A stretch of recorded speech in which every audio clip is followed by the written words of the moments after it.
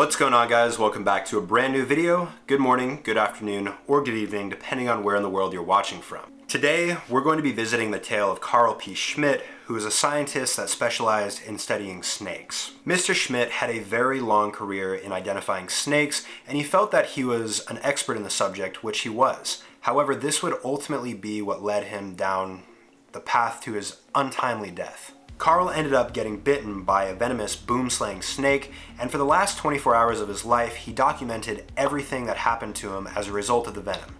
So sit back and relax, and I'm going to take you guys through this entire story. The date of the bite is September 25th, 1957, and the setting is at the Chicago Natural History Museum, where Carl P. Schmidt picked up one of these venomous Boomslang snakes and attempted to identify it. The snake, not in the mood to be picked up by Carl, ended up sinking its fangs directly into his thumb. After the snake bit him, he attempted to suck the venom out, and people offered to provide some medical assistance and have him get looked at. However, he declined and said that he would be fine. At this point, this is where Carl began to document his journey while the venom passed through his body and had its effects on him. So let's read some of the journaling that he did while he was bitten.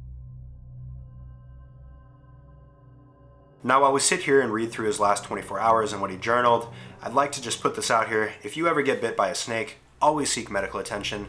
And now let's dive into the journal. 4:30 to 5:30 p.m. Strong nausea, but without vomiting. During a trip to Homewood, went on a suburban train. That's his first entry about an hour after he got bit.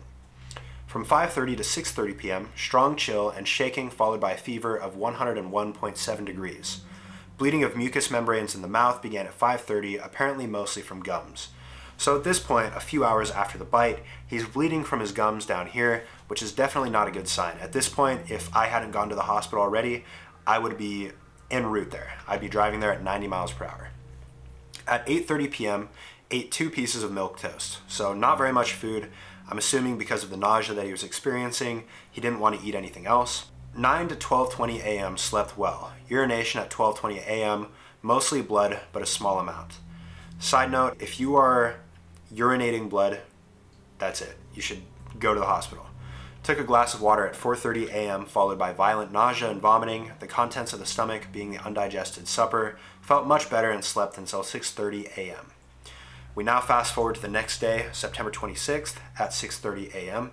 Temperature 98.2, so back to regular temperature.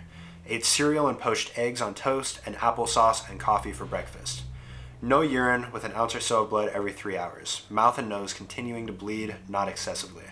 So at this point, I remember reading from his account that he was starting to feel better, so at this point he really didn't feel like it was necessary to go to the doctor. And this would ultimately end up being the last entry that Mr. Schmidt would enter in there until he ended up going to the hospital. And the reason that he went there was because he was unresponsive when people were talking to him. He broke out in sweats, and then at 3 p.m.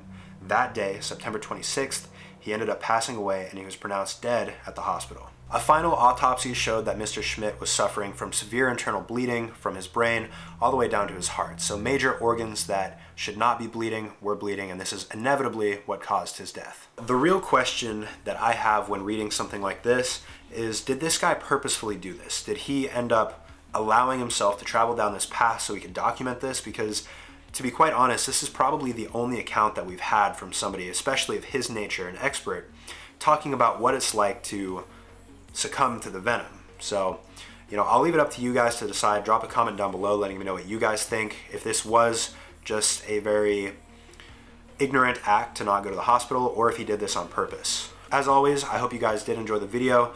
If you did, drop a like, drop a comment down below letting me know what you want to see next, and I will see you guys in the next one. Peace out.